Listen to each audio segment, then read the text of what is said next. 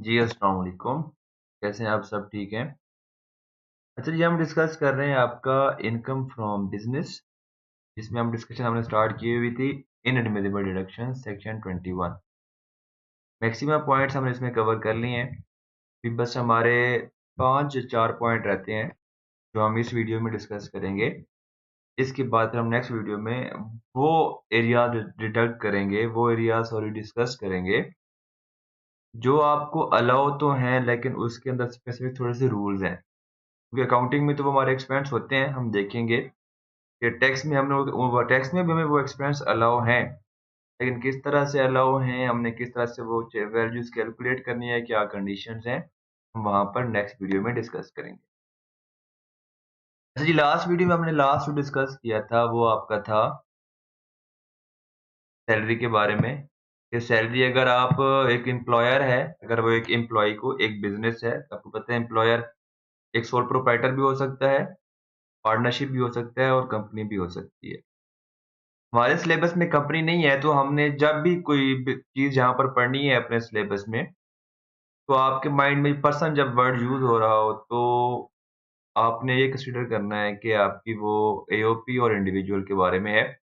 यहाँ पर कंपनी के बारे में होगा, मैं आपको साथ-साथ बता रहा हूँ, ये कंपनी के लिए स्पेसिफिक है, ये इंडिविजुअल या एओपी पर अप्लाई नहीं होती। कि जो भी एम्प्लॉयर, जो भी पर्सन इंडिविजुअल है, एओपी है या कंपनी है, अगर उसके पास उसने एम्प्लॉयी हायर किए हुए हैं, तो वो अपने एक एम्प्लॉयी को जो मैक्सिमम सैलरी कैश में दे सकता है वो 24,000 सॉरी 25,000 या उससे कम की दे सकता है। अगर एक एम्प्लॉयी है, उसकी अगर सैलरी 25,001 रुपए है, तो वो उसको क्रॉस चेक के थ्रू देगा। क्रॉस चेक ये होता है कि आपने बिज़नेस लॉ में पढ़ा होगा, आपको क्लियर होगा कि वो जस्ट जो सैलरी है वो मेरे एम्प्लॉयी के अकाउंट में ट्रांसफ़र हो सकती है, मेरे अकाउंट से उसके अकाउंट में डिपॉज़िट होगी। उसके अलावा वो उसको चेक को कैश नहीं करवा सकता। अगर मैं 25,001 रुपए की सैलरी कैश में दे देता हूँ, तो पूरे का पूरा जो 25,001 रुपए है, वो मुझे डिसअलाउ हो जाएगा। लॉ कहेगा कि आपका वो एक्सपेंस नहीं है।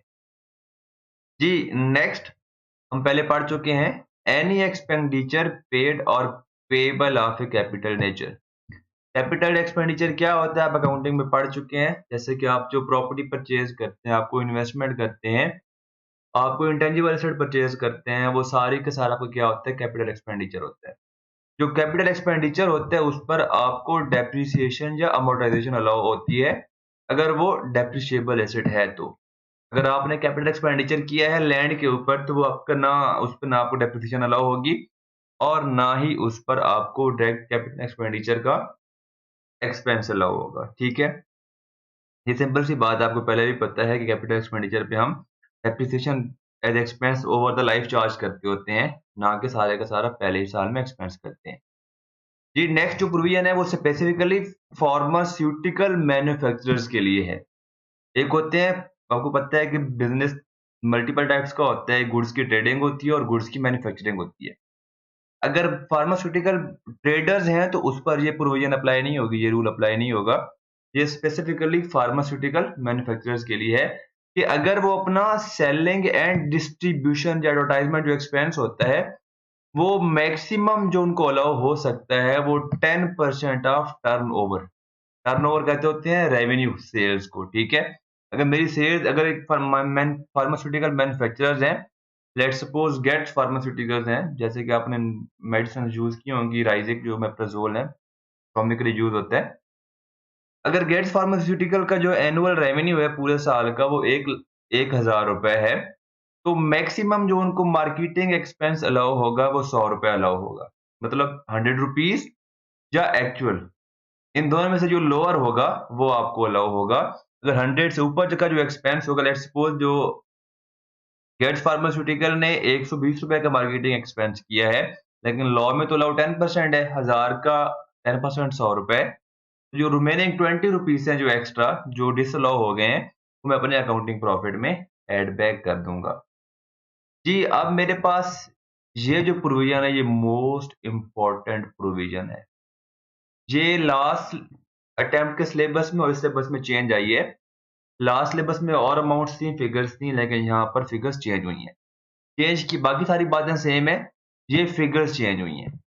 जो ऑटम 20 का सिलेबस था उसमें ये फिगर थी सिर्फ 2,50,000 रुपए और ऑटम 20 के सिलेबस में ये फिगर थी 10,000 रुपए।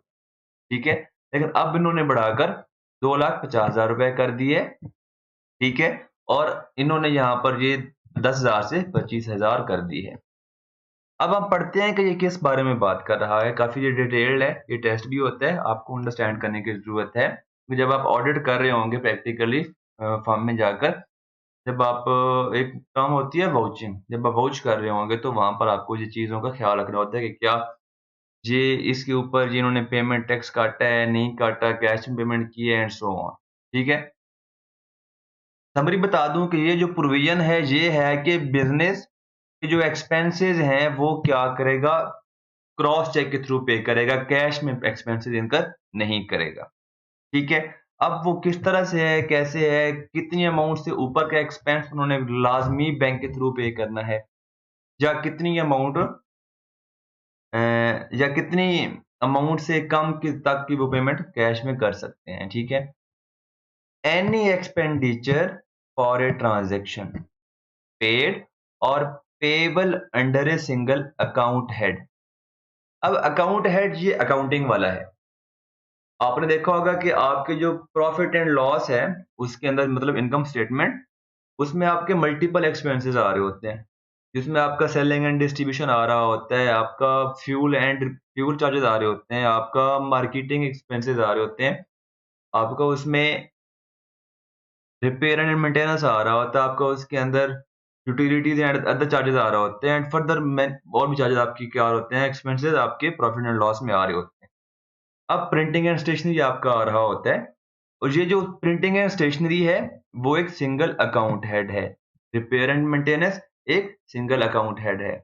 आपका मार्केटिंग एक्सपेंस एक सिंगल अकाउंट हेड है। आपका सप्लाईज, ऑफिस सप्लाईज एक सिंगल अकाउंट हेड है। ठीक है ना?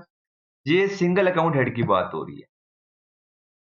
अब बात कर रहे हैं कि अगर आपने कोई सिंगल अकाउंट हेड है, उसकी एक ट्रांजैक्शन इन एग्रीगेट एक्सीड्स 2,50,000 रुपए मेड अदर देन बाय ए क्रॉस चेक।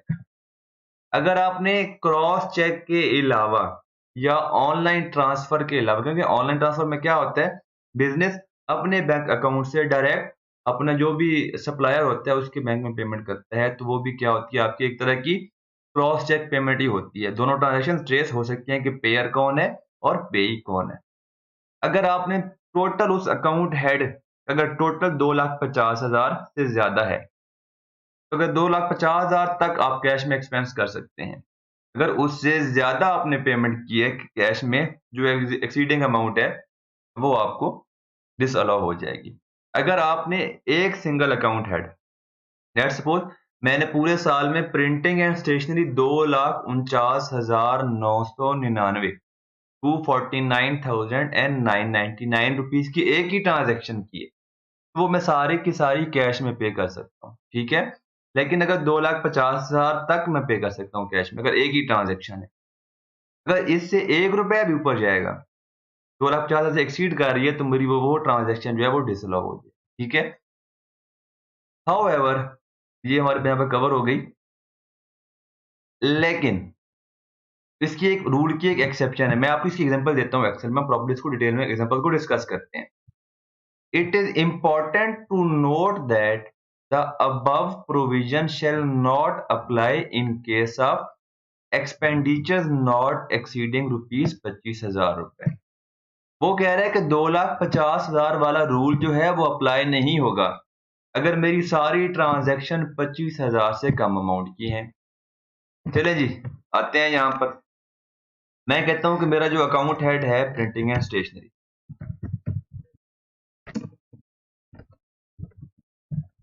आपको पता है कि आपके पूरे साल के बहुत सारे मंथ की मैं बात कर लेते हैं। बिज़नेस क्या करता है अपने हर मंथ का, जुलाई से लेकर अगस्त,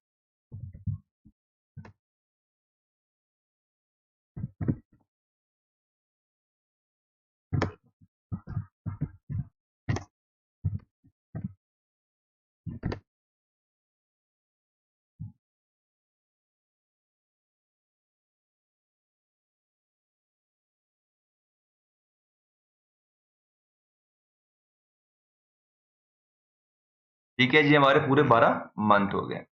मैं कहता हूँ कि मेरी जुलाई की जो अमाउंट है 24,999 एंड पूरे जो साल है, मतलब हर मंथ में जो मैंने परचेज की है वो 24,999 की है। प्रिंटिंग एंड स्टेशनरी है। अब मैं इसका पूरे अकाउंट का जो हेड है, अकाउंट हेड है, इसका मैं पूरे साल का एक्सपेंस करता हूँ टोटल। अब देखें ये बन रहा है 299,009 अगर मैं ऊपर वाली प्रोविजन देखूं, ये वाली, वो कहता है कि अगर 2,50,000 से एक्सीड कर रही है तो आपको वो एक्सपेंस डिसअलाउ हो जाएगा। ठीक है। अब यहाँ पर टोटल जो है 2,99,988 रुपए, लेकिन उसने बता दिया नीचे एक ना एक्सेप्शन दे दिए, एक सिंगल ट्रांजैक्शन जो आपने पेमेंट की है एक इनवॉइस के ऊपर, वो 25,000 से कम अमाउंट की है तो फिर वो आपको अलाउएबल होगी। ये मेरे क्या है, अलाउएबल है। ये सारी की सारी जो ट्रांजैक्शन है ये अलाउड है। ठीक है। अब मैं ये सपोज कहता हूँ, मैं यहाँ पे लेता हूँ कि मैंने जुलाई की जो अमाउंट की है, जो मैंने परचेज की थी, वो मैंने 26,000 की थी। अब यहाँ पर टोटल जो पेमेंट है, ठीक है, अब यहाँ पर टोटल जो है वो 2,50,000 से एक्सीड कर रहा है। अब मैंने देखना है कि पूरे साल में ऐसी कौन सी ट्रांजैक्शन है जो मेरी 25,000 से एक्सीड कर रही है। अगर मेरा टोटल अगर मेरा टोटल 2,50,000 से कम है तो बेशक मैंने यहाँ पर ये 35,000 की ट्रांजैक्शन क्यों नहीं कर दी, फिर भी अलाउएबल है। ठीक है।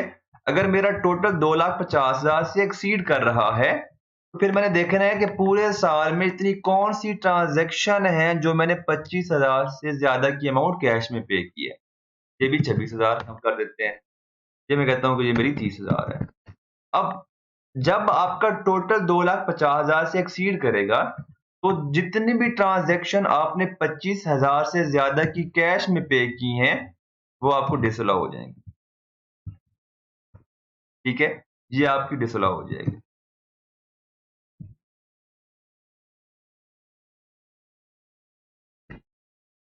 ये मैं कहता हूँ मैंने कैश में पे की है, जहां तक मैंने कैश में पे की है। जी मैं कहता हूँ कि मैंने चेक के थ्रू पे, ये सारी मैंने पे की है थ्रू कैश।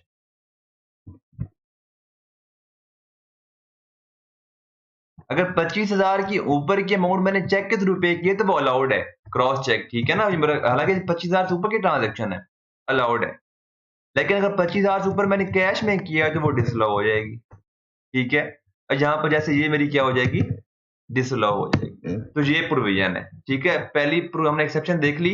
अगर 25,000 से नीचे की अमाउंट मैंने कैश में पे की है तो बेशक मेरा टोटल एक्सपेंस 10 लाख ही क्यों नहीं है, सारी की सारा मुझे एक्सपेंस क्या होगा, अलाउड होगा।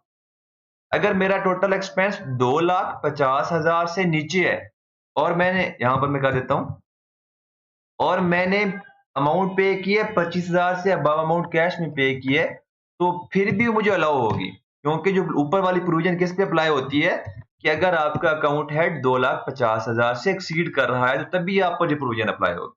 ठीक है। ये बात समझ आ गई। काफी इजी वे में आपको मैंने समझा दिया, यहाँ पे एग्जांपल के थ्रू क्लियर होनी चाहिए। अब बाकी क्या है, क्योंकि यूटिलिटी बिल्स आप किसको पे करते हैं, गवर्नमेंट को पे करते हैं।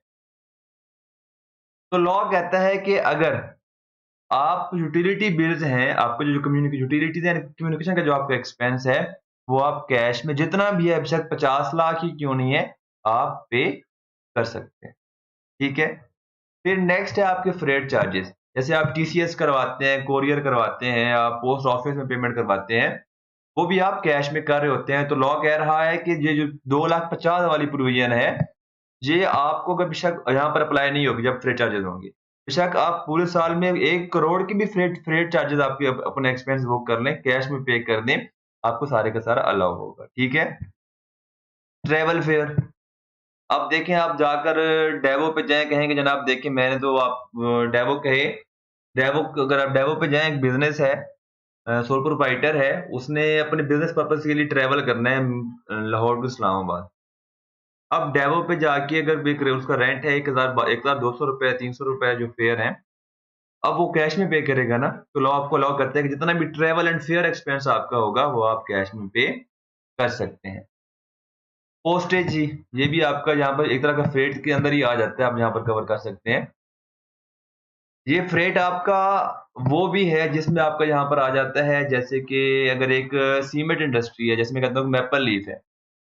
अब उसके जो उनके ट्रांसपोर्टर्स हैं, अब उनको जो पे कर रहे होते हैं एक सप्लाई का, अगर वो एक एक एक ब जगह अगर एक जगह से दूसरी जगह सप्लाई करके जाते हैं, उसको जो पेमेंट उन्हें कर सकती है, वो उनको फ्रेट सारे कैश में पे कर सकते हैं। जो गवर्नमेंट ड्यूटीज़ हैं, जो पेमेंट ऑफ टैक्स जो आप गवर्नमेंट या किसी और गवर्नमेंट बॉडी को पे कर रहे होते हैं एफबीआर के अलावा, वो सारे भी आप कैश में पे कर सकते हैं। ठीक है? ये आपकी बहुत मोस्ट इम्पोर्टेंट प्रोविज़न थी। मैंने काफ़ी ईज़ी करके आपको समझा दी है। कभी भी कोई कन्फ्यूजन हो तो यू कैन आस्क। ठीक है? कमेंट कहाँ पर पूछ सकते हैं? कमेंट भी कर सकते हैं, मुझे आप मैसेज भी कर सकते हैं, मैं आपको आंसर करूँगा। ये एक और प्रोविज़न इस दफ़ा उन्होंने ऐड की है, पहले नहीं थी। ये यूटिलिटी बिल्स हैं आपके, लॉ कह रहा है कि वो भी आपको एक लिमिट से अबव अलाउ नहीं होंगे। लेकिन वो क्या लिमिट है अभी तक लॉ ने नहीं दी। मतलब ये हुआ कि ये प्रोविज़न आपके सिलेबस में टेस्ट नहीं होगी। हो भी सकती है। वो वैसे क्योंकि पेपर बनाना है ना, तो मैं कहता हूँ कि जनाब बिज़नेस है, उसकी यूटिलिटी जो एक्सपेंस है वो 10 लाख रुपए है इस साल का। लेकिन जो लॉ की लिमिट है मैक्सिमम अलाउएबल एक्सपेंस है वो 7 लाख रुपए है। हालाँकि लॉ में गिवन नहीं है, लेकिन क्वेश्चन के लिए मैं यूज़ कर सकता हूँ। एग्ज़ामिनर है ना, उन्हें टेस्ट करना है कॉन्सेप्ट क्या बच्चे को इस प्रोविज़न का लाइन का मतलब पता है कि नहीं पता। जो 7 लाख मेरा अलाउएबल है, एक्चुअल 10 लाख रुपए है, जो 3 लाख क्या हो जाएगा डिसअलाउ हो जाएगा, मैं ऐड बैक कर जी, ये जो प्रोविज़न है, ये वाली, ये बिल्कुल सेम है जो आपने यहाँ पर ये वाली पढ़ी थी। ये वाली, ठीक है? बिल्कुल ऑलमोस्ट सेम है। मैं आपको वो अब एक्सप्लेन कर देता हूँ। अब देखते हैं कि वो क्या चीज़ है। जी, अब वहाँ पर था कि अगर आप किसी बीच में आपने कमीशन एजेंट आपने हायर किया हुआ है, जिसको आप कमीशन पे कर रहे हैं, जो आपके बिहाफ़ पे सेल कर रहा है, आप उसको सेल का 2% मैक्सिमम दे सकते हैं, अगर वो अनरजिस्टर्ड है तो। ठीक है? अब यहाँ पर है कि अगर आप किसी अनरजिस्टर्ड पर्सन को सेल करते हैं, आपको पता है ना कि आप जो सेल करते हैं उसके अगेंस्ट आपकी कॉस्ट ऑफ सेल भी बुक हो रही होती है, ठीक है? तो वो ये कह रहा है कि अगर आप किसी ऐसे पर्सन को सेल करते हैं जो कि required to be registered under sales tax act है। अब कौन सा person required to be registered under sales tax act है? तो अब यहाँ पर प्रोविजन आती है कि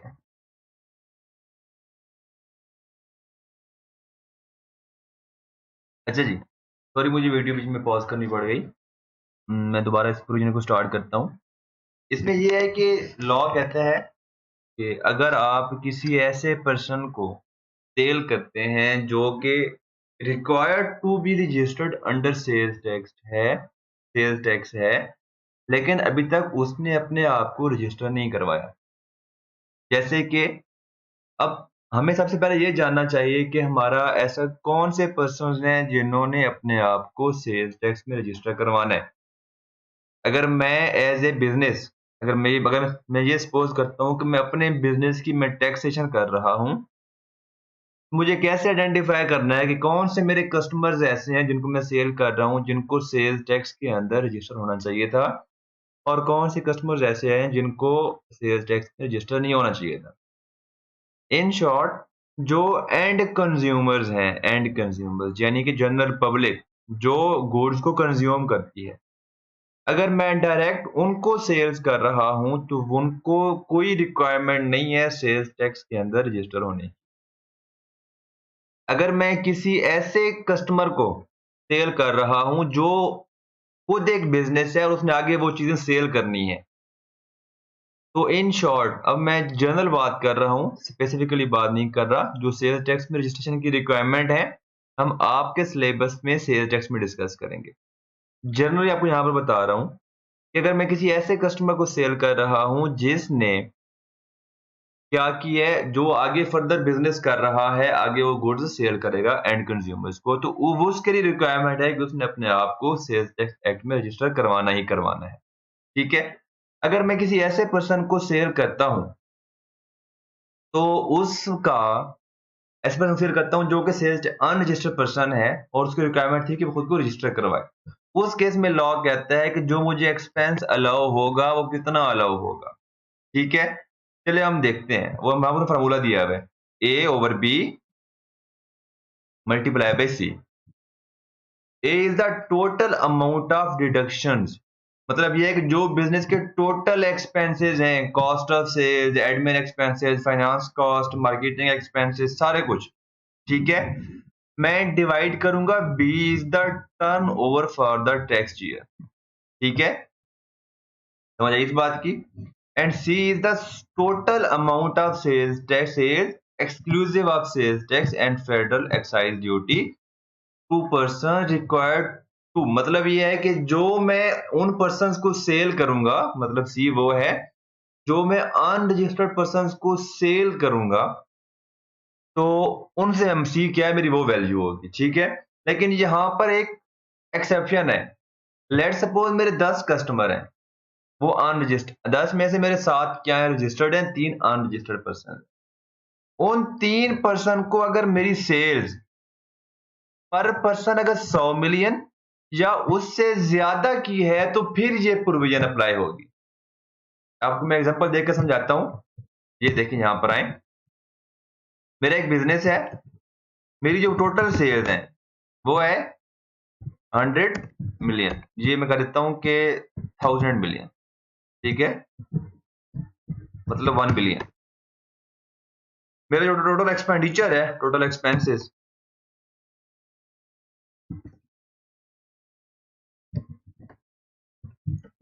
वो है 650 मिलियन। ठीक हो गया। अब मेरी जो सेल्स है unregistered sales to an,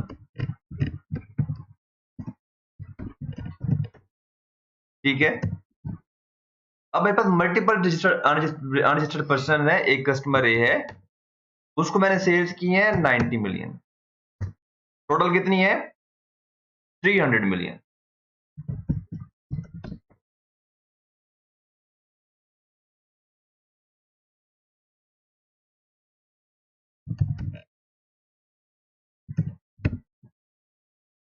customer B है, उसको मैंने सेल की है 105 मिलियन की।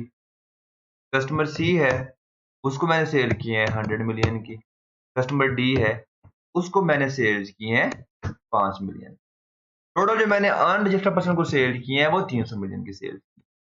अब हमने फार्मूला देखा था, फार्मूला क्या था, एक्सपेंस डिसअलाउड एक्सपेंस का। ठीक है ना, डिसअलाउड एक्सपेंस का फार्मूला क्या था,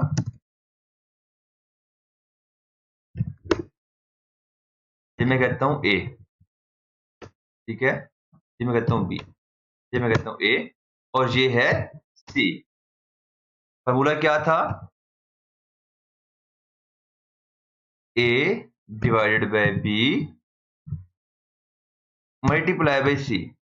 अब मैंने सी की वैल्यू कौन सी यूज करनी है, मैंने वो पर्सन की अमाउंट लेनी है जिनकी मेरी पर पर्सन अमाउंट 100 मिलियन या उससे ग्रेटर है, तो वो मेरी क्या है इस प्रोविजन में फॉल करती है।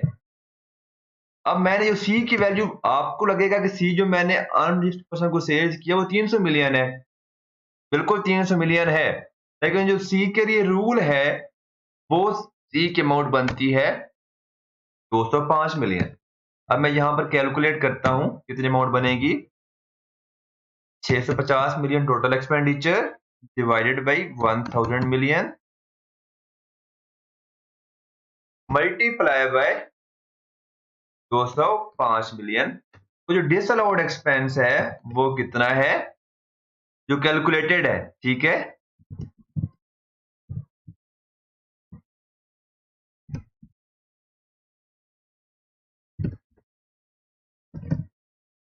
वो बनता है 133 मिलियन। बात समझ आ गई। अब आगे बढ़ते हैं, लेकिन वो कह रहा है this allowance of expenditure under this class, जो हमने यहां पर कैलकुलेट किया है ये वाला, shall not exceed 10% of total deductions. मतलब ये हुआ जो टोटल एक्सपेंसेस हैं उसके 10% से ज्यादा एक्सपेंस डिसअलाउ नहीं हो सकता। अब मैं रूल बताता हूं, लोअर ऑफ एक्चुअल और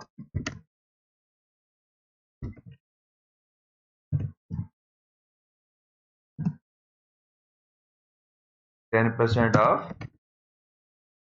टोटल। ठीक है, अब एक्चुअल मतलब क्या, कैलकुलेटेड। जो मैंने यहां पर क्या किया, अभी कैलकुलेट किया है, कितना कैलकुलेट किया है, 133।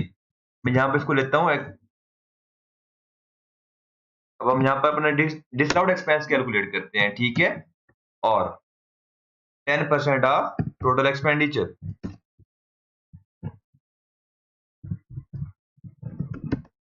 कितनी अमाउंट बनती है वो, एक्सपेंडिचर मेरा कितना है, 650 मिलियन मल्टीप्लाई बाय 0.10, 65। जो मेरा डिसअलाउड एक्सपेंस है अंडर दिस प्रोविजन, ये इसी साल ऐड हुई है, इससे पहले नहीं थी। ये आपके लिए मोस्ट इंपॉर्टेंट पॉइंट है इस पेपर के लिए, ठीक है। इससे पहले ये प्रोविजन आपके सिलेबस में नहीं थी, ठीक है जी। आपको क्या है, डिसअलाउड एक्सपेंस है under this provision. Hope, I hope आपको ये पॉइंट क्लियर हो गया होगा। अगर फिर भी कंफ्यूजन है तो आप मुझसे डिस्कस कर सकते हैं, ठीक है। ये आपका था सेक्शन 21 इनएडमिसिबल एक्सपेंसेस। इसमें एक पॉइंट रह गया था ये। अगर आप अपना सैलरी वाला चैप्टर अपने माइंड में लाएं, रिकॉल करें, वहां पर हमने पढ़ा था recognise provident fund, government provident fund and unrecognise provident fund. हमने वहां पर पढ़ी थी अप्रूव्ड ग्रेच्युटी फंड। उसके अलावा हमने वहां पर पढ़ा था कि अनअप्रूव्ड या अनरिकॉग्नाइज्ड ग्रेच्युटी फंड। वहां पर हमने पढ़ा था कि approved pension fund and similarly. तो लॉ कहता है, अगर आपने किसी ऐसे फंड में कंट्रीब्यूशन किया, आपने वहां पर पढ़ा था कंट्रीब्यूशन क्या होती है, मैंने आपको वहां पर बताया था। आप वो देखिए दोबारा समझ सकते हैं या अपना वो वाला कॉन्सेप्ट रिकॉल कर सकते हैं। अगर एम्प्लॉयर बिजनेस कंट्रीब्यूशन करता है unrecognised provident fund, unapproved superannuation fund, unapproved gratuity fund या अनअप्रूव्ड पेंशन फंड, तो वो जो कंट्रीब्यूशन है वो आपको एक्सपेंस अलाउ नहीं होगा। तो क्या unrecognised provident fund contribution allow ही नहीं है? कंट्रीब्यूशन अलाउ नहीं है, लेकिन जो बिजनेस जिस साल में अपने एम्प्लॉइज को पेमेंट करेगा प्रोविडेंट फंड की, जो कि अनरिकॉग्नाइज्ड था, या पेंशन फंड की एंड सो ऑन, ठीक है, तो उस केस में जो पेमेंट है और पेमेंट में जो एम्प्लॉयर का जो कंट्रीब्यूशन था, वो उसको एज एक्सपेंस अलाउ होगा। कैसे अलाउ होगा, चलें देखते हैं।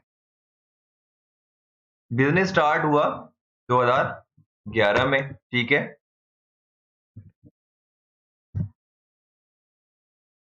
ठीक है, ये ईयर है। उसमें उसका जो प्रोविडेंट फंड है अनरिकॉग्नाइज्ड है। अब 2011 की जो एम्प्लॉयर की कंट्रीब्यूशन है,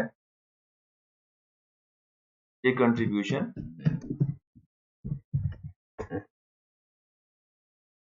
ठीक है, ये एम्प्लॉयर की, ये एम्प्लॉय,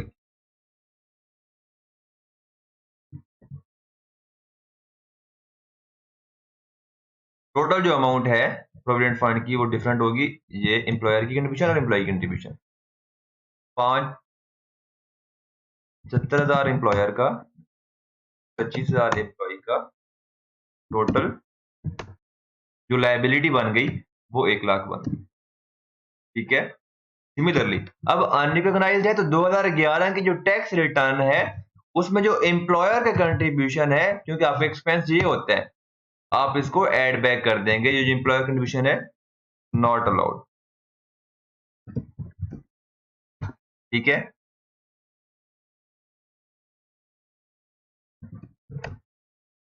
अब 2000, ये 11 और ये जी 11 12। अब फिर यहाँ पर एम्प्लॉयर का कंट्रीब्यूशन क्या हो गया, 85,000। मैं कहता हूँ कि मेरे पास नए एम्प्लॉई है, कुछ छोड़कर भी गए, और एम्प्लॉय कंट्रीब्यूशन हो गया 30,000 रुपए। टोटल कितना हो गया मेरा, यहाँ पर लेकिन इस साल जो एम्प्लॉय छोड़कर गए हैं उनको मैंने पेमेंट की है प्रोविडेंट फंड की। लास्ट ईयर पेमेंट 0 थी, तो लास्ट ईयर मुझे 0 एक्सपेंस अलाउ था। इस साल मैंने पेमेंट की है प्रोविडेंट फंड की 20,000 रुपए। जो प्रॉफिट एंड लॉस के अंदर हम कंट्रीब्यूशन को लेस करते होते हैं, अकाउंटिंग के अंदर हम पेमेंट को लायबिलिटी से रूट करवाते हैं। जब हम पेमेंट करते हैं इनकम स्टेटमेंट अकाउंटिंग के अंदर प्रोविडेंट फंड की, हम डबल एंट्री रिकॉर्ड करते हैं, प्रोविडेंट फंड डेबिट और पेएबल डेबिट और बैंक या कैश क्रेडिट। मतलब ये है कि ये आपका अकाउंटिंग में एज ए एक्सपेंस ट्रीट नहीं होता, लेकिन टैक्स में ये आपका एज एन एक्सपेंस है। तो ये आपको अलाउ होगा जो आपने पेमेंट की है। जो 85,000 है वो आप एड बैक कर देंगे और अपने फॉर्मेट पे जो आपका टैक्स का फॉर्मेट को मैंने पढ़ाया था।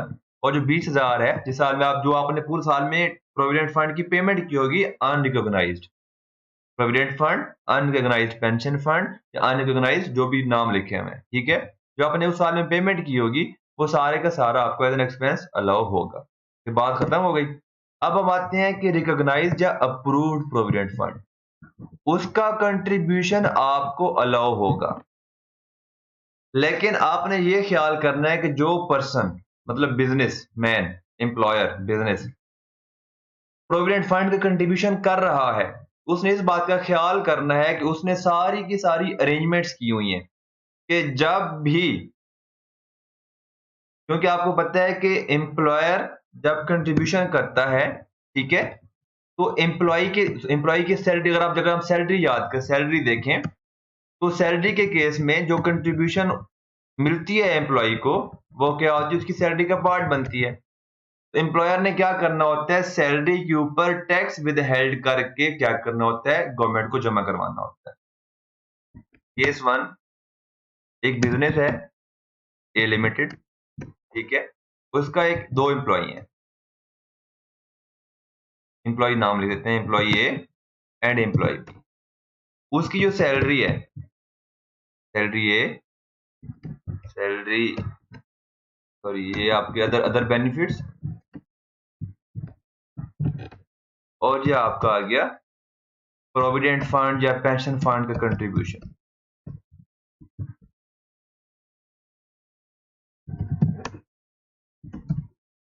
सैलरी इसकी है 1 लाख रुपए पूरे मंथली, मैं कहता हूँ पूरे साल की कर लेते हैं 12 लाख, और इसकी भी सेम है, ठीक है।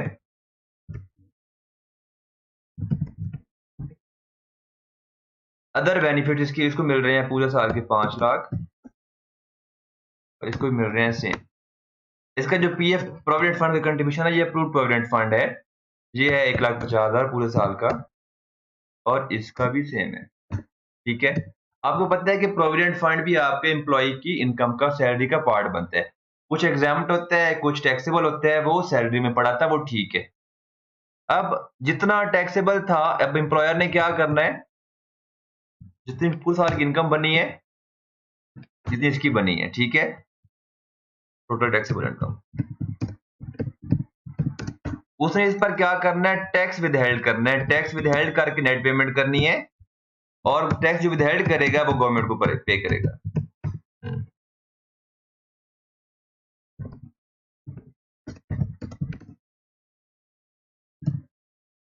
अब यहां पर इसका टैक्स, दोनों का टैक्स जो बनता था, जो रिक्वायर्ड था विदहेल्ड करना, वो 20,000 इसका था और 20,000 इसका था। अब जो उसने एक्चुअल टैक्स विदहेल्ड किया है पूरे साल में, उसने इसका प्रॉपर ए का पूरे साल का 20,000 पूरे का पूरा टैक्स विदहेल्ड किया है, पीएफ कंट्रीब्यूशन को उसकी इनकम का पार्ट बनाकर। लेकिन बी का उसने बी का जानने वाला था, पहचान वाला था, तो उसने कहा यार मेरे पीएफ को कंसीडर न करो, उसके अलावा आप टैक्स विदहेल्ड कर लो। जो टैक्स बना था 16,000, उसने विदहेल्ड कर ली।